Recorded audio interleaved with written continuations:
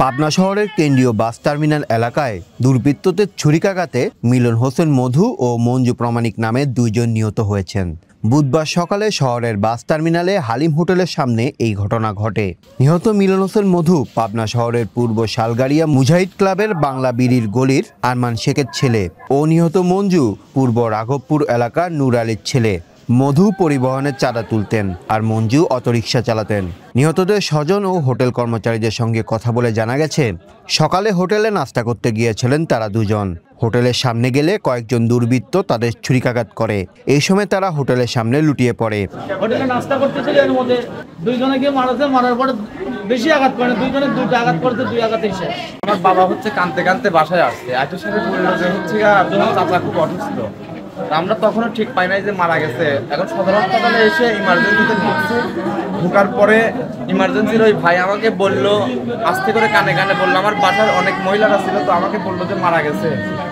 কিভাবে বলবো এটা, আমার মাথা। ঘটনা দেখে আশেপাশের লোকজন তাদের গুরুতর আহত অবস্থায় উদ্ধার করে পাবনা জেনারেল হাসপাতালে নিয়ে গেলে কর্তব্যরত চিকিৎসক তাদের মৃত ঘোষণা করেন। পাবনা সদর থানার ভারপ্রাপ্ত কর্মকর্তা রওশন আলী জানান, দুইটি মরদেহ উদ্ধার করা হয়েছে। মরদেহ ময়নাতদন্তের জন্য পাবনা জেনারেল হাসপাতালের মর্গে রাখা হয়েছে। একজন শ্রমিক এবং আরেকজন পরিবহনের চাঁদা তুলতেন।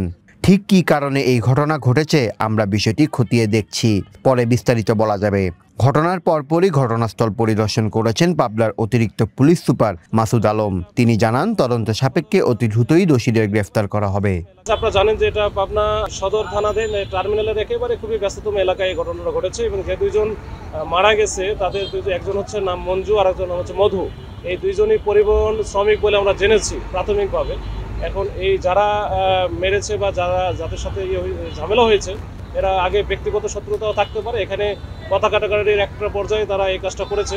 এখানে করার পরে এখান থেকে তাদেরকে দ্রুত সদর হাসপাতালে পাঠানো হয়। সদর হাসপাতালে যাওয়ার পরে তারা মারা যায়।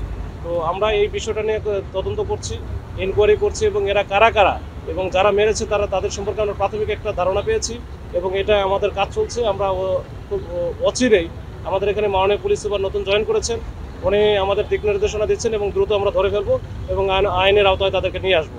সকালে তো বাড়ির থাকে, রাত্রে কামে থেকে আসি 12টা পর্যন্ত বাড়ির থাকে।